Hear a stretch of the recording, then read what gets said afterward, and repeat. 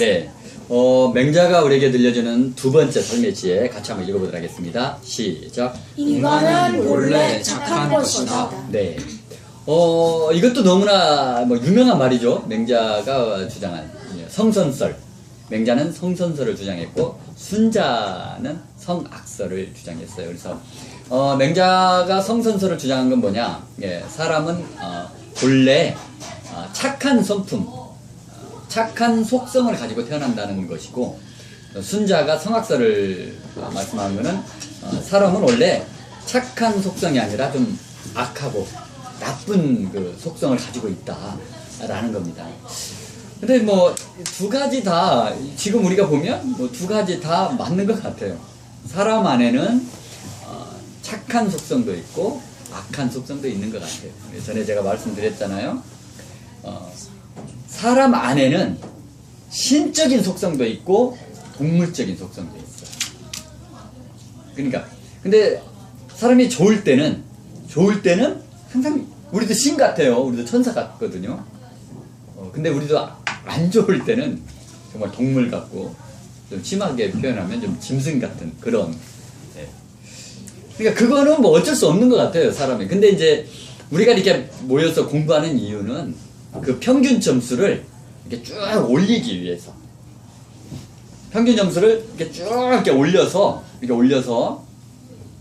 어떤 상황과 환경, 인생 살다 보면 항상 좋은 일만 있는 건 아니잖아요. 좋은 일만 있는 건 아니고 때로는 정말 힘들고 어렵고 정말 죽고 싶고 정말 도저히 이거는 내가 못 이겨낼 것 같아, 이거는 정말 어떻게 내가 못할 것 같다, 그런 생각이 드는 일도 많나요. 그런데 우리가 평균이 이렇게 쭉 이렇게 신의 속성이 많이 이렇게 회복되어서 있는 사람은 그 마음이 요동하지 않아요. 근데 이제 평균 점수가 낮으면 거의 이렇게 동물적인 속성을 많이 갖고 있다. 그러면 이제 복잡한 거죠, 그 삶이. 그러니까 대부분 사람들은 중간 정도라고 보면 돼요. 중간에 있다가 좋을 때는 굉장히 좋다가 이제 안 좋을 때는 이제 좀 안 좋았다. 근데 이제 이게 평균이 올라가면 좀 안 좋게 내려와도 중간 정도밖에 안 되니까 그러면 좋을 것 같아요. 그러니까 어제도 이제 우리 천안 모임에서 한 분이 이렇게 말씀을 하시는데 굉장히 개인적으로, 그러니까 태어나서 그렇게 심한 말은 처음 들어본 것 같다고 표현을 해요. 자기가 그동안 이제 50대이신데요. 50년 인생을 살면서 정말 가장 힘들었었다고 그래요.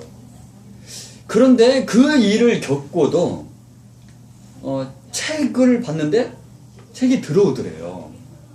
그러니까 이제 과거 같으면 그 정도 상황이면은 아무것도 못하는 거예요. 그 정도 상황이면은 아무것도 못하고 그냥 이게 남편한테 도와달라고 하든지 뭔가 그 스트레스 해결책을 찾아가지고 마음을 어떻게 회복을 한 다음에 그 다음 활동을 해야 되는데 그냥 그 일을 겪었는데 책을 봤는데 책이 눈에 들어오더래요. 그래서 내가 우리 모임을 하면서 이렇게 독서 나눔을 하면서 정말 많이 성장했구나, 내가 정말 많이 성숙해 가고 있구나, 그걸 느꼈다는 거예요. 그러니까 마찬가지인 것 같아요. 우리가 이렇게 모여서 인문학 공부하고 독서 나눔하는 이유가 이 점수를 이렇게 좀 평균적으로 이렇게 점수를 올리려고.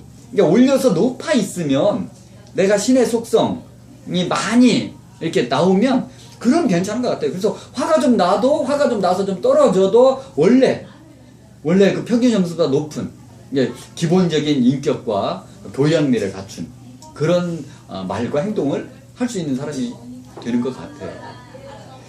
그런데 이제 맹자가 성선설을 주장을 했어요. 사람은 본래 착하다. 근데 왜 우리에게 그 동물적인 속성이 나타날까? 왜 우리에게 정말 심한 말로 하면 짐승 같은, 정말 도저히 해서는 안 되는 말과 행동을 할 때도 있는 것일까? 그거는 그냥 살다 보니까 세상이, 환경이, 사람이 나를 그렇게 만들어가는 것 같아요. 전에 제가 우리 모임에서 그 한의원 원장님이 계셨어요. 근데 이제 늦게 이제 결혼을 하셨어요. 어느 정도 성취를 한 뒤에. 그러니까 우리 알잖아요. 어느 정도 이제 이렇게 성취해서 결혼하면 그 같은 비슷한 부류의 사람들하고 결혼할 수 있잖아요. 근데 저한테 그런 얘기를 해주시더라고요. 그러니까 본인의 이제 아내 사모님은 정말 소녀 같대요. 정말 소녀, 이게 곱게 귀하게 자라서 정말 소녀 같은데 그 소녀 같은 거를 평생 지속하고 유지할 수 있도록 자기가 뒷받침을 해줘야겠다라는 얘기를 하더라고요. 참. 그럼 제가 그거를 이렇게 보면서 저도 이제 우리 아내를 이렇게 비교가 되잖아요. 그러니까 그러면 마찬가지인 것 같아요. 그러니까 저도 정말 좀 많은 걸 만약에 갖춰서 그냥 쉽게 얘기하면 아내의 손에 이렇게 물 담그지 않게. 뭐 우리 그런 말 있잖아요. 그냥 공주님 같이 사는 분들이 대부분 하는 말이 이렇게 물에 손 담그지 않고 살 수 있게. 뭐 그런 꿈을 꾸잖아요. 우리 그 여성분들이 대부분. 근데 그렇게 못 해줬기 때문에 세파에 시달리고. 그러니까 그냥 생존 경쟁 사유에 들어왔잖아요. 그러니까 그러다 보니까 그냥 점점 이렇게 원래 좋은 정말 소녀, 대부분 우리 여자분들은 다 그 소녀 때는 너무 감수성도 좋고 예쁜 마음 갖고 살잖아요. 근데 시달리다 보니까 그게 점점 그 좋았던 그 감수성이 점점 이렇게 떨어져가지고, 그러니까 그런 것 같아요. 근데 그 원장님 얘기를 듣고 정말 저럴 수 있었다면 참 나도 참 좋았었겠다.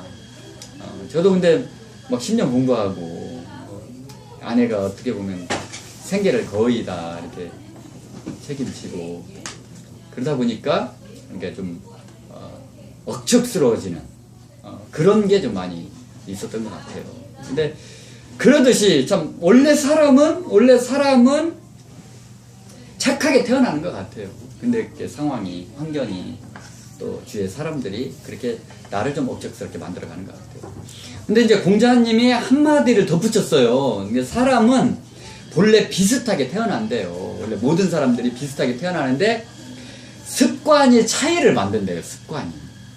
그래서 우리도 마찬가지인 것 같아요. 우리가 어떤 습관을 형성을 해가서 나를 정말 신적인 속성을 가진 사람으로 나를 만들어 갈 건가. 그래서 성선설, 정말 사람은 본래 정말 착하게 태어났으니까 그 착한 본성을 꾸준히 유지해서 정말 내가 신처럼, 천사처럼, 그래서 신처럼 천사처럼 사는 사람을 우리 동양교전에서는 군자라고 하잖아요. 그래서 정말 군자적인 삶을 살 수 있도록 우리의 습관을 계속, 좋은 습관은 더 발전시키고 나쁜 습관은 자꾸 버리고 고쳐가면, 그러면 정말 군자스럽게, 군자답게 살 수 있을 것 같아요. 네.